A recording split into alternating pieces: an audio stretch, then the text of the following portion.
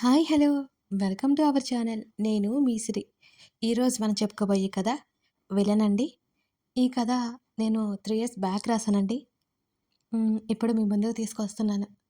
అప్పుడు నా ఆలోచన విధానం ఇలా ఉందన్నమాట.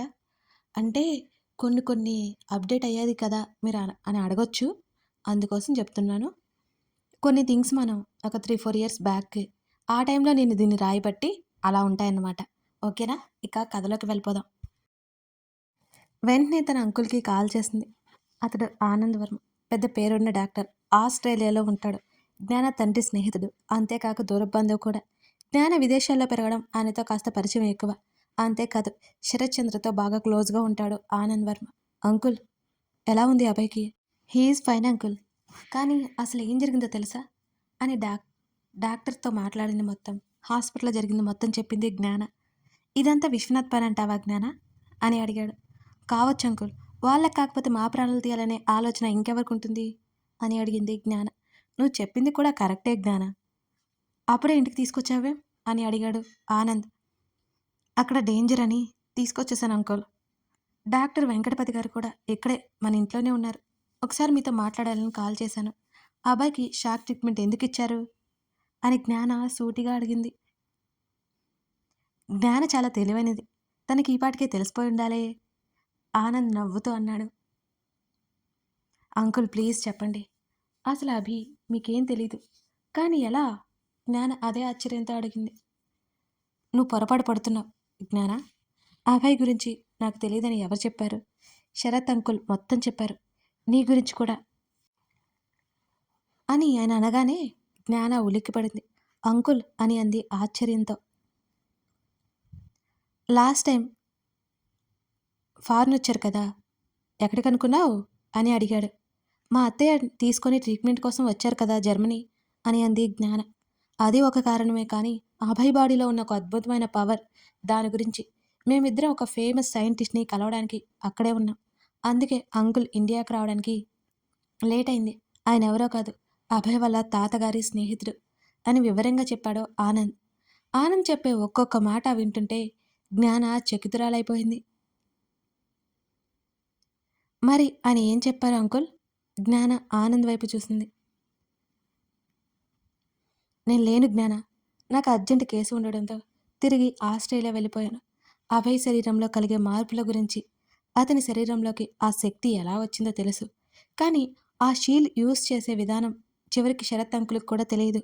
దాని గురించే మాట్లాడడానికి వెళ్ళాం. డాక్టర్ జోసెఫ్, ఆయనకి దాని గురించి తెలియకపోయినా అలాంటి విషయాల్లో మంచి అనుభవం ఉంది. ఇన్ఫర్మేషన్ మొత్తం తీసుకుని ఇండియా బయలుదేరారు శరత్ అంకుల్. ఆలోపే అనుకోని విధంగా యాక్సిడెంట్ జరిగింది. ఆ ఇన్ఫర్మేషన్ ఎటు పోయిందో తెలియదు. పొరపాటున విశ్వనాథ్కి కానీ దొరికితే, ఆ షీల్డ్ చేతికి చిక్కితే విశ్వనాథ్ కౌల్ని ఆపడం ఎవరి తరం కాదు అని అన్నాడు ఆనంద్ గంభీరంగా. ఆయన స్వరంలో విశ్వనాథ్కి చిక్కితే అనే టెన్షన్ కూడా ఉంది. ఇన్ఫర్మేషన్ వెళ్ళిందో లేదో తెలియదు అంకుల్. కానీ కానీ ఆ షీల్డ్ ఎప్పటికీ విశ్వనాథ్ చేతికి చిక్కదు. జ్ఞాన గంభీరంగా స్థిరంగా చెప్పింది. Very good.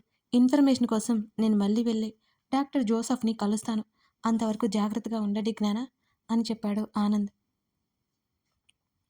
Thanks uncle. Thank you so much. జ్ఞాన కృతజ్ఞతలు మనస్ఫూర్తిగా చెప్పింది ఆయనకి. ఆనంద్ నవ్వి కాల్ కట్ చేశాడు. ఆ క్రీచ్ కాటు వేసిన 10 నిమిషాల్లో సరైన ట్రీట్మెంట్ అందకపోతే ఎంతటి వాడైనా ప్రాణాలు పోవాల్సిందే. తప్పదు. కానీ 20 నిమిషాలు గడిచినా అభయ్‌కి ఏ ప్రమాదం లేకపోవడానికి కారణం అతడి బాడీలో ఉన్న పార్టికల్స్, అతని లోపల ఉన్న శక్తిని. ఏదైనా ప్రమాదం జరిగినప్పుడు అతడి శరీరం జాగృతం చేస్తుంది. ఆ ప్రమాదకరమైన జంతువు యొక్క విషకణాలు అతని శరీరంలో అబ్జర్వ్ అవ్వకుండా ఆపేసింది ఆ శక్తి. విషకణాలు అభయ్ బ్రెయిన్ వర్క్ చేయకుండా ఆపే ప్రయత్నం చేశాయి. యెస్, ఇది కరెక్ట్. సరిగ్గా అదే సమయంలో షాక్ ట్రీట్మెంట్ ఇస్తే ఆల్రెడీ అభయ్ శరీరంలో ఉన్న విద్యుత్ పవర్‌కి ఈ పవర్ యాడ్ అయ్యి అతని బాడీ రియాక్ట్ అవుతుందని ఎక్స్‌పెక్ట్ చేశాడు ఆనంద్. అతను అందుకే అదే చేశాడు. అదే చెప్పాడు. ఆనంద్ ఎక్స్‌పెక్ట్ చేసినట్టుగానే జరిగింది. అభయ్ సేఫ్ అయ్యాడు. అదంతా జ్ఞానకి సూచాయిగా అర్థమైంది. విశ్వనాథ్ క్రియేట్ చేసిన ఆ క్రీచ్‌ని అడ్డుపెట్టుకొని అతడినే నాశనం చేయాలి. అలా జరగాలి అంటే ఏం చేయాలి? ఒకవేళ తాతయ్య దగ్గరే ఉన్న ఇన్ఫర్మేషన్ అంతా విశ్వనాథ్ చేతికి చిక్కితే అది అన్నిటికంటే పెద్ద ప్రమాదం అవుతుందా? యెస్. అయినా అయినా తాతయ్య యాక్సిడెంట్లో చనిపోతే ఆ ఇన్ఫో ఎటుపోయింది? అయినా అది ఎందుకు విశ్వనాథ్‌కి చిక్కుతుంది? ఒకవేళ తాతయ్యని మర్డరేమైనా చేయించారా? ఆ ఆలోచనకే జ్ఞాన శరీరం గగుర్పాటుకి గురైంది. 2 చేతులు నోటికి అడ్డుపెట్టుకుని తనలో తానే చెలరేగుతున్న భావాలని అదుపు చేసుకోసానికి గట్టిగా కళ్ళు మూసుకుంది జ్ఞాన ప్రసూరాంబ. బోల్డన్ని ఆలోచనల మధ్య సతమతమవుతూ, కంటి మీద కునుకు చేరనీయకుండా తను నిద్రలోకి జారుకుంటే అభయకి ఎలా ఉంటుందో ఏంటో అని ఆఫీస్ వర్క్ చేసుకుంటూ పక్కనే కూర్చుంది జ్ఞాన.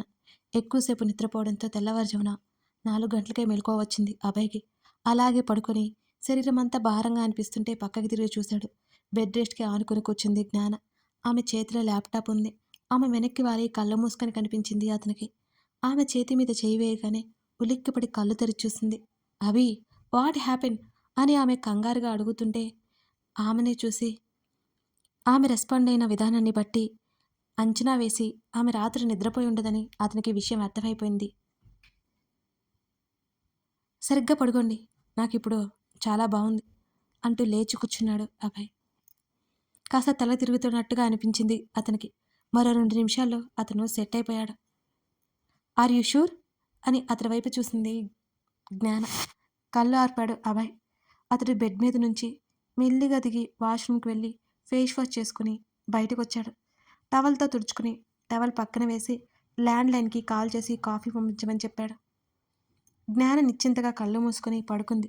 కాఫీ తాగుతూ ల్యాప్టాప్ చేతుల్లోకి తీసుకున్నాడు అభయ్.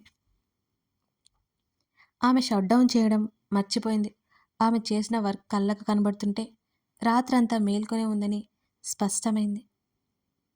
మొత్తం సేవ్ చేసి అది పక్కకు పెట్టేసి ఆమె దగ్గరకు వచ్చి ఆమె తల నిమిరాడు. ఆమె ముఖంలో అశాంతి స్పష్టంగా కనబడుతోంది అతనికి. అంతా తన వల్లే అని అపరాధభావం అతన్ని చుట్టేసింది. అతనికి బాగా గుర్తుంది.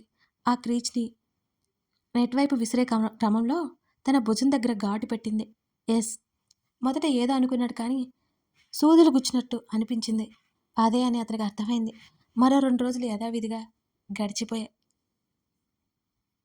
ఆ రోజు ఉదయాన్నే రక్షిత్ స్వేచ్ఛ వచ్చాక జరిగిందంతా తెలియగానే రక్షిత్ విరుచుకుపడ్డాడు వాళ్ళ మీద, తనకెందుకు విషయం చెప్పలేదని. అన్నయ్య, నువ్వు వచ్చినా ఏం చేస్తావు? అందులో అక్కడి నుండి హడావిడిగా దిగులు పడుతూ వస్తారని అందుకే నేను చెప్పలేదు అని అంది జ్ఞాన మెల్లిగా. ఇంత పెద్ద విషయాన్ని చెప్పకుండా ఎలా దాస్తావు నువ్వు? అసలు నీ పక్కన తోడు ఎవరూ లేకుండా ఒక్కదనమే ఉన్నావా? అసహనంతో బాధతో ముఖం తిప్పేసుకున్నాడు రక్షిత్. చెల్లెల గురించి అతనికి చాలా బాధ అనిపించింది. ఆ అబ్బాయి జ్ఞాన వైపు చూశాడు. రక్షిత్తో వాదిస్తోంది. నిజమే, ఆ రోజు జ్ఞాన తప్ప ఎవరూ లేరు, నా అనేవాళ్ళు ఎవరూ లేరు. ఒంటరిగా ఎంత కష్టపడిందో. కాసేపటికి కోపం చల్లారి సర్దుమణిగాడు రక్షిత్. అవుట్ హౌస్లో ఉండకుండా అదే ఇంట్లో ఉన్నారు వాళ్ళు కూడా. తన తల్లి గురించి అడిగాడు అభయ్. విషయం చెప్పాడు రక్షిత్. తన తల్లి కోలుకుని తిరిగి వచ్చేలోపు ఈ సమస్యలన్నీ గట్టెక్కించాలి అనుకున్నాడు అభయ్. ఇప్పుడేం చేయాలి అనుకుంటున్నావు జ్ఞాన? చంపకుండా వాళ్ళని బ్రతకనిద్దామా? రక్షిత్ సూటిగా ఆవేశంగా అడిగాడు. వాడు సృష్టించిన ప్రమాదంలో వాడినే పడేలా చేద్దాం, జ్ఞాన కచ్చగా చెప్పింది. ఎలా అని అడిగాడు రక్షిత్. ఇంతకీ స్వేచ్ఛ ఎక్కడ? గదిలో అన్నీ సర్దుతోంది అని చెప్పాడు. అన్నయ్య, తనకు వివరంగా కాకపోయినా ఈ విషయాలన్నీ చెప్పు. ఉన్న పలంగా తెలిస్తే తను ఖచ్చితంగా భయపడుతుందన్నయ్య. ఇంతకు ముందు తనకే తెలియకుండా ఏమైనా జరగవచ్చు అని అంది జ్ఞాన. అలాగే అన్నట్టు కళ్ళు ఆర్పాడు రక్షిత్. ఒకవేళ లీగల్గా వెళ్ళాలి అన్న విశ్వనాథ్ని దాటి ఏ ఆఫీసర్ మనకు హెల్ప్ చేయడు అని అంది జ్ఞాన. లీగల్గా వెళ్ళడం వేస్ట్, మన దగ్గర ఉన్న ప్రూఫ్ చిటికలో మాయమైపోతాయి అని అన్నాడు అభయ్ ఆలోచనగా. మరేం చేద్దాం? మీకు తెలుసా, 10 మంది దానివల్ల చనిపోయారు. జ్ఞాన చెప్పగానే ఆశ్చర్యంగా చూశాడు అభయ్. రక్షిత్ కూడా అంత ప్రమాదకరమైన జీవా అని అనుకుంటూ చూస్తున్నాడు. ఈ 2-3 రోజుల్లోనే 10 మందిని దాకా చంపేసింది అది. కానీ దాని మెయిన్ టార్గెట్ అభి. ఎస్, అభిని చంపే వరకు అది ప్రయత్నిస్తూనే ఉంటుంది అని అంది జ్ఞాన. దాన్ని చంపేద్దాం జ్ఞాన అని అన్నాడు రక్షిత్ వెంటనే. నాశనం చేద్దాం, కానీ ఇప్పుడు కాదన్నయ్య.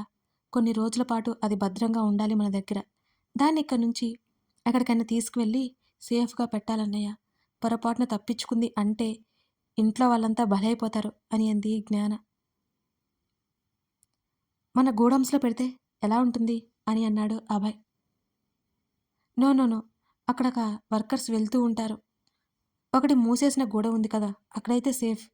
వెంటనే చెప్పాడు అభయ్. ఆ విషయం గురించి ఆలోచించింది జ్ఞాన. నిజమే. ఆ మూసివేసిన గోడౌన్‌లో పెట్టి, అక్కడ తన వాళ్ళని కాపలా ఉంచితే సరిపోతుంది కదా! సరే, ఈరోజు రాత్రికి అక్కడికి షిఫ్ట్ చేసే ఏర్పాటు చేద్దాం అని అంది జ్ఞాన. ఓకే. ఆ తర్వాత ఏం చేయాలో అని అడిగాడు అభయ్. ఆ షీల్డ్ ఎలా వర్క్ చేస్తుందో తెలుసుకోవాలి. అంతేకాకుండా విశ్వనాథ్ ఆట కట్టించాలి అని అంది జ్ఞాన. ఒక పని చేద్దాం. ఆ షీల్డ్ అడవిలో ఉందని చెప్తే అక్కడ విశ్వనాథ్ అంతు తెలిస్తే సరిపోతుంది అని అన్నాడు అభయ్. అక్కడ వాళ్ళ గురించి ఏమాత్రం ఆలోచించడు అభి. అక్కడ ఊర్లన్నీ నాశనం చేస్తాడు. అక్కడ జంతువుల్ని చంపేస్తాడు. మనం ఎట్టి పరిస్థితుల్లో అలా చేయకూడదు అని అంది జ్ఞాన ఆలోచనగా. గంభీరంగా ఉన్నాయి ముగ్గురు మాటలు. ముగ్గురి ముఖాలు కూడా. ముందైతే విశ్వనాథ్ ల్యాబ్ మూయించాలి. అందుకు తగ్గట్టు ఏదో ఒకటి చేయాలి అని అంది జ్ఞాన. అంటే అని అన్నాడు అభయ్. మనమే సమస్య క్రియేట్ చేయాలి, ఇరికించాలి జ్ఞాన సీరియస్గా చెప్పింది. అదే ఎలా అని అయోమయంగా అడిగాడు అభయ్. ఎలా అంటే ఏమో ఆలోచించాలి అని ఇద్దరిని చూసింది జ్ఞాన. కాసేపటి వరకు ఎవరి ఆలోచనల్లో వాళ్ళు మునిగి ఉన్నారు. సరే సరే, ఈ విషయాలు మెల్లిగా ఆలోచిద్దాం అని అన్నాడు రక్షిత్. అలాగే అన్నట్టు తల ఊపి ఎవరి గదుల్లోకి వాళ్ళు వెళ్ళిపోయారు. ఆఫీస్లో అవకతవకలు జరిగితే శివని ఇన్ఫార్మ్ చేయమని చెప్పి ఇంటి దగ్గర నుంచే ఇద్దరు వర్క్ చేసుకోసాగారు. వాళ్ళతో పాటు రక్షిత్ కూడా జాయిన్ అయిపోయాడు. మధ్య మధ్యలో అప్పుడప్పుడు వాళ్ళకి కాఫీలు అందిస్తూ పిచ్చ బోర్ కొడుతుంటే జ్ఞాన చెప్పినట్టే చదువుకోవడం బెటర్ అనిపించింది స్వేచ్ఛకి. బుక్స్ చూసుకుంటోంది స్వేచ్ఛ. అంతకుముందు కంటే స్వేచ్ఛ రక్షిత్ దగ్గర చనువుగా ఉండడం జ్ఞాన గమనించింది. కేరళ ట్రిప్ బాగానే పనికొచ్చింది అన్నమాట అనుకుంది జ్ఞాన. మరో 4 రోజులు గడిచిపోయాయి. సరిగ్గా వారం రోజుల్లో శరత్చంద్ర పుట్టినరోజుంది. కొత్త సీఈఓగా, అంతేకాకుండా శరత్చంద్ర వారసుడిగా రక్షిత్ని అందరిలోకి తీసుకువెళ్లాలని జ్ఞాన, అభయ్ ఏర్పాటు చేస్తున్నారు. బ్లడ్ రిపోర్ట్స్తో డాక్టర్ వెంకటపతి ఇంటికొచ్చాడు ఓ రోజు. ఏమైంది డాక్టర్ అని అడిగింది జ్ఞాన ఆయన్ని. అభయ్ కూడా విషయం ఏంటి అన్నట్టు ఆయన వైపే చూస్తున్నాడు. ఇదిగోనమ్మా, ఇదేమో హాస్పిటల్ నుంచి డిశ్చార్జ్ అయిన రోజు రిపోర్ట్స్. ఇవి నిన్న తీసుకెళ్లిన శాంపిల్స్ రిపోర్ట్స్ అంటూ అభయ్ బ్లడ్ టెస్ట్ పేపర్స్ ముందు పెట్టాడు వెంకటపతి. అవన్నీ చెక్ చేసిన జ్ఞానకి విషయం తాలూకా ఛాయలేమీ లేదని అర్థమైంది. ఇంకా ఈ సమస్య ఏంటి అన్నట్టు వెంకటపతి వైపు చూసింది. ఈ రిపోర్ట్ చూసిన డాక్టర్స్ అందరూ షాక్ అవుతున్నారు. జ్ఞాన, అభయ్ బ్లడ్ షెల్స్తో పాటు ఇంకేదో ఉంది. మళ్ళీ అవేమి పార్టికల్స్ కావు, వేవ్ టైప్లో కనబడుతోంది. అసలు అంతు చిక్కడం లేదు. అభయ్కి బాడీ స్కాన్ చేశాక కూడా ఈ వేవ్స్ మ్యాటర్ ఏంటో తెలియట్లేదు అంటున్న వెంకటపతి మాటల్లో ఉద్దేశం ఇద్దరికి అర్థమైపోయినా అర్థం కానట్టుగా చూస్తూ, మీరేమంటున్నారో కదా అంకుల్, పార్టికల్స్ కావని వేవ్ అంటున్నారు అంటే ఆ మిషన్లోనే ఏదో ప్రాబ్లం ఉండి ఉంటుంది. అండ్ బాడీలో ఎయిర్ మీకు వేవ్లా కనబడుతుందేమో. అసలు మన బాడీలో చిన్న ముళ్ళు గుచ్చుకున్నా అది అడ్జస్ట్ అవ్వలేదు. ఇంకేదో ఎందుకు అడ్జస్ట్ అవుతాయి అంకుల్, ఇక్కడేదో తేడా వచ్చింది అంతే, ఇంకేం లేదు అంది జ్ఞాన ఆయన ఒకవైపు గమనిస్తూనే. జ్ఞాన చెప్పేది కూడా నిజమే అనిపించింది. కానీ 2 రిపోర్ట్స్‌లో ఒకటేలాంటి రిజల్ట్స్ కనపడుతుంటే అయోమయంగా తోచింది వెంకటపతికి. అంకుల్, వీటి గురించి ఆలోచన వదిలేయండి. పాయిజన్ షెల్స్ ఎప్పుడో రిమూవ్ అయిపోయాయి. అనవసరంగా మీరంతా హైరానా పడకండి. ఏమీ లేనట్టు చాలా మామూలుగా, నిర్మలంగా చెప్పింది జ్ఞాన. నిజమే. ఒక సామాన్య మానవుడికి శరీరంలో ఇంకోటి ఎందుకుంటుంది? అభయ్ ఆరోగ్య పరిస్థితులు కనుక్కొని అక్కడి నుంచి నిష్క్రమించాడు వెంకటపతి. ఆ బ్లడ్ టెస్ట్ రిపోర్ట్స్ని ముక్కలు ముక్కలుగా చింపి డస్ట్‌బిన్‌లో పడేసింది జ్ఞాన. రిలాక్స్ ఫీల్ అయ్యారు ఇద్దరు. నీకిలాంటివి ఇంకోసారి తీయించకూడదవి అని సోఫాలో కూర్చొని వెనక్కి వాళ్తూ చెప్పింది జ్ఞాన. ఈ వెంకటపతి అయితే నమ్మాడు కానీ అని అభయ్ అంటుంటే, రిపోర్ట్స్ అన్నీ మన దగ్గరే ఉన్నాయి కదా, డోంట్ వర్రీ అని అంది జ్ఞాన. ఈ స్పెషల్ బంపర్ ఆఫర్ నాకెందుకో నీరసంగా ముఖం పెట్టుకున్నాడు అభయ్. వాటి వల్లే నువ్వు ఈరోజు ఇలా ప్రాణాలతో ఉన్నావు అభి. అయినా ఆ స్పెషల్ పర్సన్కే ఆ స్పెషల్ ఆఫర్స్ ఉంటాయి తెలీదా నీకు చిరునవ్వుతో అంది జ్ఞాన. నిజానికి అతను కోలుకొని వచ్చిన తర్వాత జ్ఞాన ఇంతకు ముందులా తనతో లేదు. ఆ విషయం అడగడానికి ఇదే సరైన సమయమని అనుకుని ఆమె పక్కన కూర్చొని ఆమె చేతులు పట్టుకున్నాడు అభయ్. మరి జ్ఞాన ప్రసూనాంబ దేవి కరుణిస్తుందా లేదా తెలుసుకోవాలి అంటే తర్వాత ఎపిసోడ్ చూడాల్సిందే. ఈ అభయ్ స్టోరీ మీకు ఎలా అనిపించింది? నాకు ఈ స్టోరీ ఎపిసోడ్స్ రాసేటప్పుడు భలే ఎక్సైటింగ్గా అనిపిస్తుంది. మీకు కూడా అలాగేనే ఉందా? ఉంటే చెప్పేయండి.